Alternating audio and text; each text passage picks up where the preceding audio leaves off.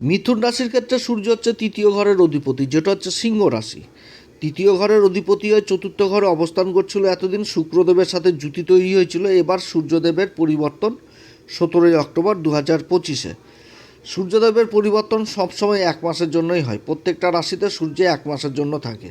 এবার অবস্থান করবে তুলা রাশিতে, তো তুলা রাশিতে সূর্য অবস্থান করলেই তো নিচ অবস্থান হয়ে গেল। তো যাই হোক, সূর্যদেবের এই পরিবর্তন কোন দিক থেকে মিথুন রাশি হতে যাচ্ছে লাভবান, কোন দিক থেকে বিশেষ সাবধান, এই সমস্ত কিছু আজকের ভিডিওতে তুলে ধরব। তো অনুষ্ঠানটি শুরু করার আগে সমস্ত দর্শক বন্ধুকে নমস্কার জানাচ্ছি। তার সাথে বলবো যে যারা বহুদিন ধরে দেখছেন এখনও পর্যন্ত সাবস্ক্রাইব করেননি, অবশ্যই সাবস্ক্রাইব করবেন, এই চ্যানেলের সঙ্গে থাকুন, জ্যোতিষীয় সম্পর্কিত অনেক তথ্য জানতে পারবেন। তবে আমি কোনো রকমভাবে কোনো দর্শক বন্ধুকে বিভ্রান্ত করার চেষ্টা করছি না, এটা গ্রহের গোচর হিসাবেই উপরই আলোচনা করা হচ্ছে। এটা কারো কোনো রকম ব্যক্তিগত কুষ্টি ধরে আলোচনা নয় এবং চন্দ্ররাশি অনুসারে বলা হচ্ছে। সূর্য যখনই তুলা রাশিতে অবস্থান করে তখন 10 ডিগ্রি পর্যন্ত মানে পরম উচ্চতায়, মানে এই 10 ডিগ্রি পর্যন্ত পরম নিচ অবস্থায় থাকে। তো সূর্যদেবের এই পরিবর্তনে সবার প্রথম দেখতে হবে যে নিজভঙ্গ হচ্ছে কি না। নিজভঙ্গ যদি হয় তাহলে সূর্যের এই পরিবর্তন মিথুন রাশির ক্ষেত্রে অনেক দিক থেকে মানে ভালো ফল নিয়ে আসবে। তো যাই হোক, সূর্যের এই অবস্থান, সূর্য যখনই রাশি পরিবর্তন করবে তখন তো এই ঘরে বুধ থাকছে, তারপরে মঙ্গল অবস্থান করছে। তো মঙ্গলের সাথে আর বুধের সাথে তো জুতি হয়ে গেল। তো এখানটাতে মঙ্গল দ্বারা সূর্যের নিজ ভঙ্গ হচ্ছে, কারণ মঙ্গলের রাশি মেষ রাশিতে সূর্য উচ্চ অবস্থায় থাকে, যার জন্য নিজ ভঙ্গ হলো। আবার শুক্রদেবও নভেম্বরের 2 তারিখে রাশি পরিবর্তন করে নেবে।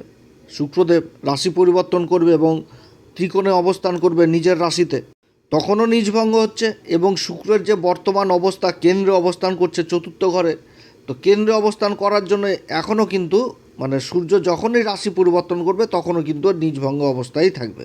অর্থাৎ খুব ভালো দুটি নিজভঙ্গ এই সময়কালে মিথুন রাশির ক্ষেত্রে হচ্ছে। দুটি নিজভঙ্গ, শুক্রের দ্বারাও নিজভঙ্গ হচ্ছে, আবার মঙ্গল দ্বারাও নিজভঙ্গ হচ্ছে। এবং ত্রিকোণে যখন কোনো পাপী গ্রহ অবস্থান করে, নিচ অবস্থা মানে কি একটা খারাপ প্রভাব দেওয়া, তো ত্রিকোণে কিন্তু পাপী গ্রহ নিজের পাপ প্রভাবটাকেও হারিয়ে ফেলে এবং যে ঘরের কারকত্ব রাখে সেই ঘরের প্রভাবটাকে বৃদ্ধি করে দেয়। তো ত্রিকোণে অবস্থান করছে সূর্য, এটা জ্যোতিষীয় সূত্র, অর্থাৎ সূর্যের কিন্তু এই পঞ্চম ঘরে অবস্থান যথেষ্ট ভালো অবস্থান হতে যাচ্ছে। তবে কিছু দিক থেকে আবার সাবধানে থাকতে হবে এই মিথুন রাশিকে, তো সেগুলো তুলে ধরবো যে কোন দিক থেকে বিশেষ সাবধান।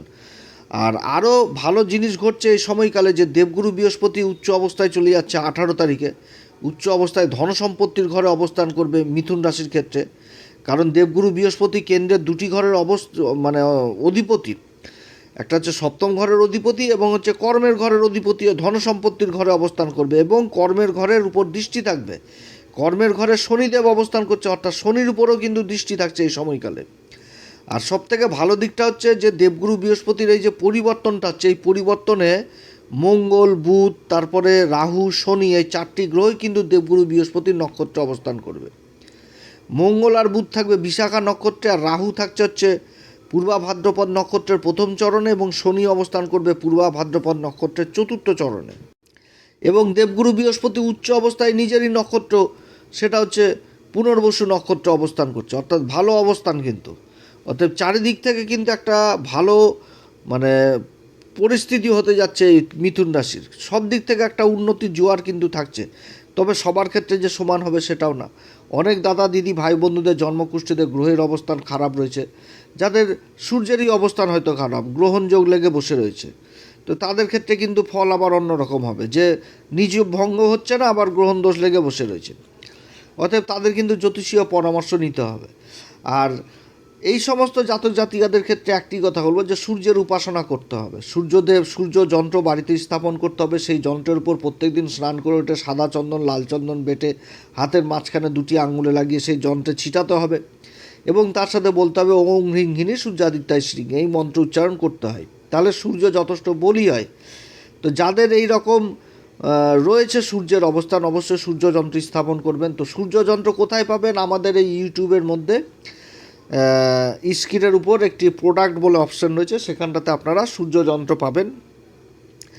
আপনাদের বাজেট অনুসারে আপনারা সূর্যযন্ত্র নিতে পারেন, যাদের অ্যাকচুয়ালি লাগবে আর কি, তাহলে ওই সূর্যযন্ত্রকে বাড়িতে স্থাপন করবেন বিধিসম্মত মেনে। তো যাই হোক, এবার সূর্যের এই যে নিজভঙ্গ হচ্ছে, এবার নিজভঙ্গ অবস্থায় সূর্য কিন্তু এই যে গোচরটা এটা 3টি নক্ষত্রের উপর দিয়ে করবে। একটি হচ্ছে চিত্রা নক্ষত্র, আর একটি স্বাতী নক্ষত্র এবং বিশাখা নক্ষত্র। তো 17 তারিখ থেকে 23শে অক্টোবর পর্যন্ত থাকবে চিত্রা নক্ষত্রে, যার অধিপতি হচ্ছে কিন্তু এই মঙ্গলদেব, আর অধিপতি দেবতা হচ্ছে বিশ্বকর্মা। তবে চিত্রা নক্ষত্রের 2টি চরণ কন্যা রাশিতে পড়ে, আর 2টি চরণ পড়ে হচ্ছে তুলা রাশিতে। কন্যা রাশিতে যখন থাকে তখন বুধের প্রভাবটা থাকে, আর তুলা রাশিতে যখন চলে আসে তখন শুক্রের প্রভাবটা আসে। শুক্রের প্রভাব বলতে কি আকর্ষণ, তারপর হচ্ছে প্রতিভা, গুণ, এগুলো বেরিয়ে আসে, ধনসম্পত্তি, ঐশ্বর্য, এগুলো কিন্তু বিশেষভাবে প্রভাবিত করে। তো পঞ্চম ঘর মা লক্ষ্মীর জায়গা, অতএব এই জায়গাগুলোতে এই জিনিসগুলো উঠে আসছে। আবার পঞ্চম ঘর সন্তানেরও জায়গা। তো এইখানটাতে যারা এই সমস্ত কাজের সাথে যুক্ত রয়েছে, যেখানটাতে কোনো প্রোডাক্ট হচ্ছে, যেখানে কোনো নির্মাণ হচ্ছে কোনো বস্তু, সেই সমস্ত কাজের সাথে যারা যুক্ত রয়েছেন সেইখানটাতে একটা বিশেষ উন্নতি, যে একটা ভালো আর্থিক দিকটা মজবুত হয়ে যাওয়া এবং মান সম্মান পদ প্রতিষ্ঠা কিন্তু লাভ করা। আবার এই সমস্ত কাজের মধ্যে যেখানটাতে আবার ফিনিশিংয়ের কাজগুলো হচ্ছে, ডেকোরেশনের কাজগুলো হচ্ছে, সেই জায়গাতে বিশেষভাবে লাভ পেয়ে যাওয়া, এটাও কিন্তু বোঝাচ্ছে এই চিত্রা নক্ষত্র। কারণ বিশ্বকর্মা, আর এদিকে শুক্র বললাম, শুক্রের গুণ, প্রতিভা, আকর্ষণ, এগুলো যথেষ্ট বৃদ্ধি করাবে। তো এই সমস্ত জায়গাতে বিশেষ উন্নতির যোগ রয়েছে। এবার এই সমস্ত কাজের সাথে যারা যুক্ত রয়েছেন বা এই সমস্ত কাজের যারা চেষ্টা করছেন, তাদেরও কিন্তু এই সময় কর্মের লাভ হওয়ার প্রবল সম্ভাবনা থাকবে, বা কাজের যারা চেষ্টা করছেন তাদের কর্ম লাভ হবে। বড় প্রজেক্টের যারা আশা করছেন তাদের প্রজেক্ট লাভ হবে, কারণ দেবগুরু বৃহস্পতির নক্ষত্রের সময় বুধ আর মঙ্গল থাকছে। আর ওদিকে সূর্য চলে আসছে হচ্ছে চিত্রা নক্ষত্রে, মঙ্গলেরই নক্ষত্রে, মঙ্গল নিজভঙ্গ করছে, আবার মঙ্গল বিশাখাতে থাকছে। দেবগুরু বৃহস্পতি ধনসম্পত্তির ঘরে থেকে একদম কর্মের ঘরে শনির উপর দৃষ্টি দিচ্ছে।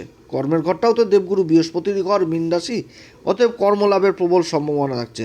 পিতামাতার সন্তানের প্রতি একটা দুশ্চিন্তায় সময় দূর হবে, সন্তান যে কর্ম করবে তাতে উন্নতির যোগ থাকছে। এরপরে 24 তারিখ থেকে একদম নভেম্বরের 5 তারিখ পর্যন্ত স্বাতী নক্ষত্রে থাকবে। স্বাতী নক্ষত্র হচ্ছে রাহুর নক্ষত্র। এইখানটাতে কিছু কিন্তু একটা ডিস্টার্ব হওয়ার সম্ভাবনা থাকবে। সেটা কোন দিক থেকে? প্রথমে নেগেটিভ দিকটা বলি। সেটা হচ্ছে কি, যে স্বাতী নক্ষত্রের রাহু কিন্তু পজিটিভ ফল দেয় স্বাতী নক্ষত্রে, কিন্তু এই নক্ষত্রের পজিটিভ বলতে কি, রাহু যতই ভালো অবস্থায় থাকুক এদের কিন্তু একটা পাপ প্রভাব থাকেই। তো রাহুর নক্ষত্র, এবার রাহুর এই নক্ষত্রের অধিপতি, আর স্বাতী নক্ষত্রের অধিপতি দেবতা হচ্ছে বায়ুদেব। পজিটিভ নেগেটিভ দিকটা কি, যে অশান্তি, গণ্ডগোল, ঝুট ঝামেলা, এগুলো থেকে দূরে থাকতে হবে। কারণ এখানটাতে গণ্ডগোল, অশান্তি হলে সেটা কিন্তু বৃদ্ধি পেয়ে যাবে। বায়ু কিন্তু এক জায়গায় থেমে থাকে না, বায়ু কিন্তু চারিদিকে ছড়িয়ে পড়ে। তো ছোটোখাটো অশান্তি হবে তো বড় আকার ধারণ করবে। কোর্ট কেস মোকদ্দমা, পুলিশি লাইন, বেআইনি পথ, এগুলো দিকে গেলে কিন্তু অসুবিধা হয়ে যাবে, একটু থেকে বড় আকার ধারণ করবে। এবং সূর্য এই নক্ষত্রে পঞ্চম ঘরে অবস্থান করছে, আর এই সময়কালে যেমন বুধের পরিবর্তন হয়ে যাচ্ছে, বুধ ষষ্ঠ ঘরে চলে আসবে, তারপরে মঙ্গল 27-28 তারিখ আবার রাশি পরিবর্তন করে চলে আসবে, ষষ্ঠ ঘরে চলে আসবে। এগুলো পরিবর্তন হচ্ছে। আবার শুক্র আবার ওই হস্তা নক্ষত্র পরিবর্তন করে নেবে, 28 তারিখে চিত্রাতে প্রবেশ করবে। অর্থাৎ সূর্য কিন্তু পঞ্চম ঘরে একা অবস্থান করছে। এই সময়কালে আবার গর্ভবতী মায়েদের বিশেষভাবে নিজের শরীর স্বাস্থ্যের দিকে খেয়াল রাখতে হবে, কারণ পঞ্চম ঘরে সূর্য গর্ভপাত ঘটিয়ে দেয়। অতএব এই দিক থেকে সাবধান, রক্তজনিত সমস্যা থেকে সাবধান, যাদের রক্তজনিত সমস্যা রয়েছে এদিক থেকে সাবধান, গণ্ডগোল, অশান্তি, ঝুট ঝামেলা, এদিক থেকে সাবধান। আর পজিটিভ দিকটা কি, যে শিক্ষার দিকে কিন্তু বিশেষ এই সময়কালে উন্নতি করবে সন্তানেরা, কারণ স্বাতী নক্ষত্রের উপর মা সরস্বতীর বিশেষ কৃপা থাকে। শিক্ষা জায়গা, উচ্চ শিক্ষার দিক থেকে বিশেষ সফলতা পাবে। যারা সরকারি কোনো এক্সামের জন্য বসার রেডি হচ্ছেন, প্রিপারেশন নিচ্ছেন, তাদের একটা অনুকূল পরিবেশ তৈরি হয়ে যায়, এটাও কিন্তু বোঝাচ্ছে। এই সময়কালে কাগজপত্রের কাজগুলো যথেষ্ট ভালো হবে, কাগজপত্র, ডকুমেন্টেন্সি, সরকারি কাগজপত্রের কাজগুলো যথেষ্ট ভালো হবে। স্বাতী নক্ষত্রে যথেষ্ট ভালো ফল পায় ব্যবসায়িকরা, ব্যবসায়িকদের জন্য এই নক্ষত্র বিশেষ ভালো ফল দেয়, অর্থাৎ ব্যবসা বাণিজ্যের দিক থেকেও বিশেষ একটা ভালো প্রভাব পড়বে। যারা ব্যবসা বাণিজ্যের কাজের সাথে যুক্ত রয়েছেন, আমদানি যথেষ্ট বৃদ্ধি পাবে, রোজগারের ইনকাম বৃদ্ধি পাবে। এছাড়া যারা মার্কেটিংয়ের ফিল্ডে রয়েছেন, যারা সঞ্চার বিভাগে রয়েছেন, কিংবা বিজ্ঞাপনের সাথে বা অ্যাডভার্টাইজ ডিপার্টমেন্টে রয়েছেন, এদিক থেকে যথেষ্ট সফলতা। কারণ বায়ু কিন্তু এক জায়গায় থাকে না, চারিদিকে ছড়িয়ে পড়ে। কোনো কোম্পানির কোনো প্রোডাক্ট মার্কেটে লঞ্চ করছেন, তার মার্কেটিংয়ে রয়েছেন, তার অ্যাডভার্টাইজ ডিপার্টমেন্টে রয়েছেন, এরকম যেটা কোনো একটা মার্কেটে লঞ্চ করবে সেটা চারিদিকে ছড়িয়ে পড়া, সবার মুখে মুখে সেই নাম উঠে আসে, এরকম জিনিসটা কিন্তু। তো এদিক থেকে বিশেষ উন্নতি, এই সমস্ত কাজের দিকে বা এই সমস্ত কাজের যারা চেষ্টা করছেন সেদিক থেকে বিশেষ লাভ। আবার সূর্য থেকে কিন্তু সরকারি রেভিনিউ এগুলো জিনিসকে বোঝায়, অর্থ টাকা পয়সা এগুলো জিনিসকে বোঝায়। অর্থাৎ এই সময়কালে আবার ব্যাংকিং সেক্টরে যারা যুক্ত রয়েছেন তাদের জন্য আবার যথেষ্ট ভালো, প্রমোশন হওয়ার প্রবল সম্ভাবনা থাকবে। কিন্তু নেগেটিভ জিনিসগুলো যেটা বললাম সেটা যে অর্থ মানে অশান্তি গণ্ডগোল আর নিজের শরীর স্বাস্থ্যের দিকেও যথেষ্ট খেয়াল রাখতে হবে। আবার অক্টোবরের 6 তারিখ থেকে 16 তারিখ বিশাখা নক্ষত্রেই থাকবে। বিশাখা নক্ষত্রে চলে আসবে সূর্যদেব, অর্থাৎ সূর্যের নক্ষত্রে অবস্থান করবে পঞ্চম ঘরে। আর দেবগুরু বৃহস্পতির নক্ষত্রে সূর্য অবস্থান করবে পঞ্চম ঘরে, আর দেবগুরু বৃহস্পতি অবস্থান করছে ধন সম্পত্তির ঘরে। এখানটা তো বিশেষ ভালো ফল পাবে, কারণ বিশাখা নক্ষত্র যে সিম্বল সেটা কিন্তু রাজগেট, অর্থাৎ আগেকার দিনে রাজারা যে যুদ্ধ জয়টয় করে আসতো তখন তাদের যে সম্মান দেওয়ার জন্য রাস্তায় বড় বড় গেট হতো সেই গেটকে বোঝায়। এবং তার সাথে আরেকটি চিহ্ন দেওয়া হয়েছে, সেটা হচ্ছে কুমারের চাক, যেই চাকে মাটি রেখে মাটিকে একটা নতুন রূপ দেওয়া, এরকম জিনিসটা। অর্থাৎ নিজের লক্ষ্যে পৌঁছে যাওয়া, সংগ্রাম করে হোক বা কষ্ট করে হোক সেই নিজের লক্ষ্যে পৌঁছে যেতে পারবে এই সময়কালে এই মিথুন রাশি। এবং সরকারের দিক থেকে পুরস্কার প্রাপ্ত বা যেই সংস্থাতে কাজ করুক সেই সংস্থাতে মান সম্মান খ্যাতি যশ এগুলো কিন্তু লাভ করতে পারবে। তবে এই নক্ষত্রের যেরকম অ্যাম্বিশনের দিকটা খুব ভালো থাকে, যে একটা লক্ষ্যে পৌঁছে যাওয়ার পর আরও একটা লক্ষ্যে পৌঁছানোর চেষ্টা করে, তো এই নক্ষত্রটাও কিন্তু আবার মাইনাস দিক রয়েছে, কারণ এই নক্ষত্রের অধিপতি দেবতা হচ্ছে ইন্দ্রদেব এবং হচ্ছে অগ্নিদেব। তো ইন্দ্রদেব কিন্তু নিজের সিংহাসন নিয়েও চিন্তা করে, তো কর্ম অর্থাৎ নিজের কর্মস্থান বা নিজের কর্মকে নিয়েও কিন্তু এ সময়কালে ভবিষ্যতে চিন্তা করবে এই মিথুন রাশি, যে আগামী দিনে যদি কর্ম না থাকে এরকম চিন্তা। কারণ ইন্দ্র নিজের সিংহাসনকে নিয়ে চিন্তা করে যে এই বুঝি কেউ তপস্যা করবে আর ওদিকে ব্রহ্মদেব আর ভোলে আবার দিয়ে দিবে বর। তো এই রকম কিন্তু যে একটা নিজের কর্মকে নিয়েও নিজের চিন্তা করবে, এবং এদের মধ্যে দনমন স্বভাব থাকে, যে না করেও পস্তায় আর করেও কিন্তু বলে ভাবে যে যদি আরও একটু বেশি লাভ করা যায়, এরকম যে না করা পর্যন্ত বলবে যে কেনই বা করলাম না, আর যদি করে ফেলে তাহলে চিন্তা করবে যদি এর থেকে ভালো একটা পেয়ে যেতাম তাহলে ভালোই হতো, এটা করা আমার ফালতু হয়ে গেল এরকম। তবে এটার পজিটিভ দিকও রয়েছে, যে নিজের লক্ষ্যের মাত্রাটা আরও অত্যধিক হয়, সেই জায়গায় পৌঁছানোর চেষ্টা করে এবং পৌঁছায় ওরা। তবে এই নক্ষত্র যেহেতু দেবগুরু বৃহস্পতির নক্ষত্র আর পঞ্চম ঘরে সূর্য অবস্থান করছে এবং এই সময়কালে শুক্রও চলে আসছে, শুক্রের দ্বারাও নিজভঙ্গ হচ্ছে, একটা জবরদস্ত ভালো ফল পাবে এই সময়কালে। সন্তানের দিক থেকে বিশেষ একটা সফলতা পাবে, যে কর্মই করুক সন্তান বিশেষ উন্নতির যোগ থাকছে, নিজের লক্ষ্যে পৌঁছাতে পারবে। সরকারি কাজকর্মের যারা চেষ্টা করছে তাদের কর্মলাভ হবে, কিংবা বেসরকারি কাজের ক্ষেত্রে যারা কর্মচেষ্টা করছেন তাদের কর্মলাভ হবে। তো যাই হোক, এইরকমই ফল পাবে 3টি নক্ষত্রে এই মিথুন রাশি। তো এই সময়কালে অবশ্যই হনুমান চল্লিশা, বজরংবাণ শ্রীরাম সীতার প্রণাম মন্ত্র সহকারে পাঠ করবেন। ভোলে বাবার বিশেষ অভিষেক করবেন, মহামৃত্যুঞ্জয় মন্ত্র পাঠ করবেন, কারণ রাহু আর শনি পূর্বাভাদ্রপদে রয়েছে। তার সাথে সূর্যদেবকে অর্ঘ্য দেবেন, পিতা মাতার উভয়ের আশীর্বাদ নেবেন, এবং যারা গুরুর দীক্ষা নেননি অবশ্যই গুরুর দীক্ষা নেবেন। আপনারা সবাই ভালো থাকেন। এরপরে আবার আসবে একটি নতুন পর্ব নিয়ে। নমস্কার, ধন্যবাদ।